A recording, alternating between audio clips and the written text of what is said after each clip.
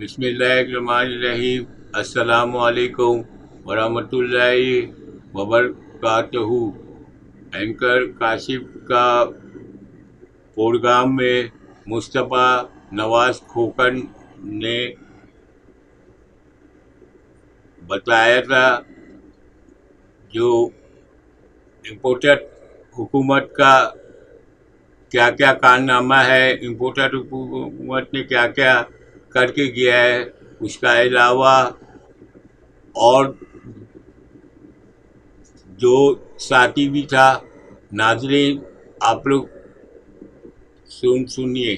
खोकर साहब, पिछला 1 साल 1.5 साल जो गुजरा है, आइन और कानून के लिए कैसा था ये आइन? आपका ख्याल है बालादस्ती हुई है इस मुल्क में आइन की? यार ये सॉरी, ये सीरियस सवाल है। ऑनेस्टली इसको जोक ना समझिएगा, ये वाकई सीरियस सवाल है। काशिफ भाई, सवाल आपका दुरुस्त है, सीरियस है, लेकिन जो पिछले 16 महीने गुजरे हैं इनमें कोई चीज आपसे ढकी छुपी भी नहीं है, लोगों से भी ढकी छुपी नहीं है। कि जो हुकूमत जिस वक्त आई उस वक्त उसने 2 चीजों के ऊपर उनका था कि हमने 2 चीजें करके तो हमने इलेक्शनों की तरफ चले जाना है। पहली चीज हमने नैब लॉज के अंदर तरमीम करनी है और दूसरी इलेक्टोरल रिफॉर्म्स करनी है। ये 2 हमारा एजेंडा है जी। इसके बाद हमने इलेक्शन में जाना है। इक्तदार का नशा फिर चढ़ गया, लालच गालिब आ गया और इन 16 महीने के अंदर हाइब्रिड 2.0 का जो सफर था वो हमने देखा कि इस मुल्क में मुकम्मल हुआ। इंसानी हकूक की धज्जियां बिखेरी गई, पॉलिटिकल विक्टिमाइजेशन हुई। जो उन्होंने स्टेटमेंट्स दी, आपने जो स्टेटमेंट्स चलाई, मैं तो हैरान हूं कि ये पाकिस्तान के लोगों को क्या समझते हैं कि वो बेवकूफ है? क्या उन्होंने अपनी नजरों के सामने नहीं देखा? क्या उन्होंने इमेजेस नहीं देखे? भेड़ बकरियां। और हम आपस में सियासतदान पुराने आदी हैं इस चीज के कि एक दूसरे के साथ पॉलिटिकल विक्टिमाइजेशन करते हैं। लेकिन इस दौर में जो सबसे फर्क एक बात हुई काशिफ भाई, जो गुस्सा दिलाती है, वो ये है कि चादर और चार दीवारी का जो तकद्दुस है वो हम हमेशा एक रिस्पेक्ट रखते थे एक दूसरे के साथ, उसको पामाल करने में हम नहीं उस तरफ जाते थे। जो इस दौर के अंदर जिस तरीके से वो तकद्दुस भी इन्होंने पामाल किया है, इसके जवाब इनसे नहीं दिए जाएंगे। हाई कोर्ट और सुप्रीम कोर्ट ने फैसले देते थे, जमानत, बंदा बाहर बंदा फिर। ये पहले भी हुआ है, ये पहले भी हुआ है, 90 की तिहाई में हुआ है। लेकिन उसके पिछले 20-25 साल में हमने नहीं देखा। इन्होंने लोगों के घरों के अंदर घुस के बेपर्दगियां की है, जो खवातीन के साथ बदतमीजियां की हैं, वो एक ऐसा इन्होंने हमारी सियासत के अंदर दोबारा अफसोसनाक ट्रेंड इन्होंने शुरू कराया है। फिर उसके बाद जो सबसे बड़ा फंडामेंटली जिसके ऊपर हमारा सारा निजाम खड़ा है वो है 90 रोज के अंदर इलेक्शन। 90 रोज पंजाब में हैंड इन ग्लव होकर इन्होंने मुलतवी कराया। वो तो जब आपने 90 रोज हैंड खत्म हो गया तो फिर आइन केड़ा? तो अब इनके दिल में यही चोर है ना कि हैंड इन ग्लव जब थे इस सारी सूरत हाल में, तो अब इन्हें पता है कि ये 90 रोज भी जो है, ये 90 रोज शायद ना रहे और उसकी बुनियाद वही 90 रोज बनेंगे। एग्जैक्टली। और इसलिए इस वक्त जो गेम फंसी हुई है केयर टेकर प्राइम मिनिस्टर के ऊपर, वो दो सोच है। वो एक सोच ये है कि इनके दिल के अंदर चोर है, इनको पता है कि इन्होंने 90 दिन खुद डिले करने में किरदार अदा किया है और अब ये चाहते हैं कि उस जगह एक सियासतदान आए, अगले कहते हैं नहीं टेक्नोक्रेट आए। ये लड़ाई तो देखते हैं हम कहां जाके रुकती है। सहाफत पिछले 1.5 साल में वो कहते हैं बड़े पॉइंट्स ऊपर चली गई है भाई। वो गई है और मेरे ख्याल में जिस तरीके से गई है वो आपने भी देखा।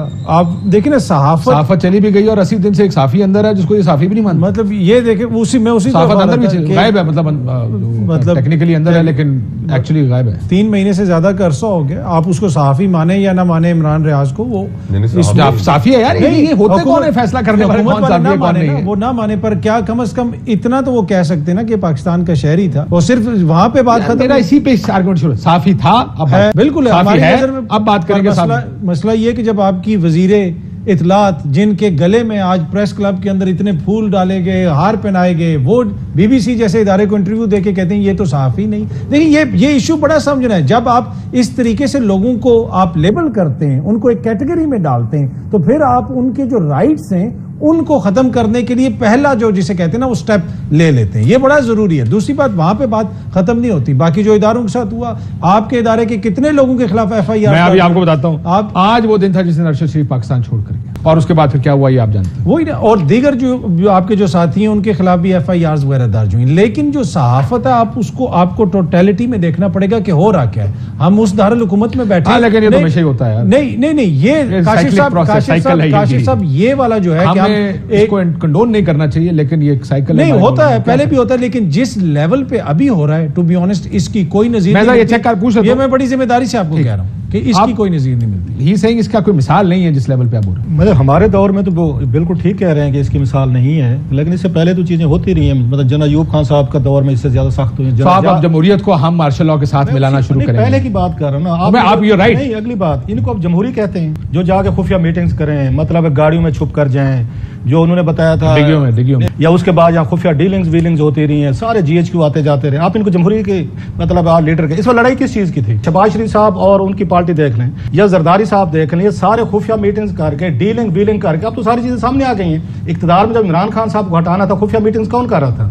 अगर आप इनको जमहूरी लीडर समझ के कंपैरिजन करना चाहते हैं तो मैं तो नहीं मानता कि ये जमहूरी लीडर है। जो फौज के एक वहां पे आर्मी जनरल के साथ बैठ के उनकी पावर पे कंधों पे आके बैठ के आपको वजीर आजम बनना चाहते हैं, आप कहते हैं मैं उसको जमहूरी वजीर आजम को, उसकी इज्जत भी की जाए, वो कानून भी बने, क्यों बनाए? वो नहीं बनाएंगे सर। अभी जो शहबाज शरीफ साहब गए थे GHQ में गए थे, गुफ्तगू की है, या सारी की सारी कैबिनेट उठ के गई है। से बात नहीं सुने सर, ये पूरी की पूरी कैबिनेट वहां पे गई है, वहां पे इशाया हो रहा है।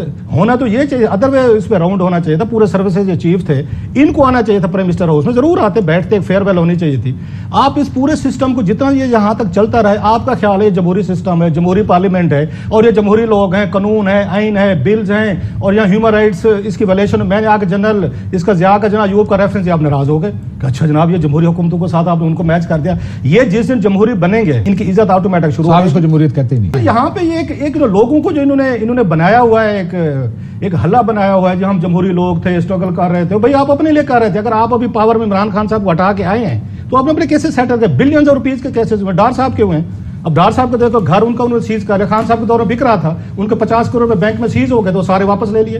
इसको सलमान शहबाज साहब भी आ गए हैं, फिर उसके बाद असल मकसद तो वही था, आप सही कह रहे हैं, सारे ये बेनिफिशरीज हैं। अगर आप इनको फिर ये हाइब्रिड निजाम तो फिर कभी हमेशा से ही था। जो बार बार कहता हूँ, लास्ट थोड़ी सी बात, ये जो हुक्मरानी का खौफ होता है ना, इंसानों पे हुक्मरानी करने का जुनून, जनाब इसके लिए सर आपको देने भी पड़ते हैं, सर आपको लेने भी पड़ते हैं। होंगे free and fair elections? Quickly बिल्कुल नहीं होंगे।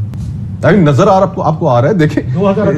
देखिए सेंसस को जिस तरीके से नोटिफाई करके जो इल इंटेंशन है, जो आपकी नीयत है, वो तो उसी वक्त सामने आ गई कि आप 90 डेज को खत्म कर रहे हैं, वायलेट कर रहे हैं ताकि इलेक्शन देर से हो। यार काशिफ, एक दफा इस मुल्क में हुआ था fair, in the free of fair आपके इलेक्शन हुए थे फेयर और मुल्क टूट गया था। उसके बाद आपने सबक सीखा है, फेयर जो है ना, इलेक्शन नहीं कराने, मुल्क को अगर कायम रखना है ना, इसी तरीके से होंगे जैसे होते हैं। थोड़ा सा उम्मीद रखा करें, इस मुल्क के लोगों से थोड़ी सी अकलमंदी की भी उम्मीद रखें। कराने के बाद उम्मीद देने बैठ गए, ये कौन आदमी है यार? ये होता है एक अकलमंद आदमी। इम्पोर्टर हुकूमत ने मुल्क को तबाह बर्बाद करके रख दिया और जहन्नम बना के रख दिया।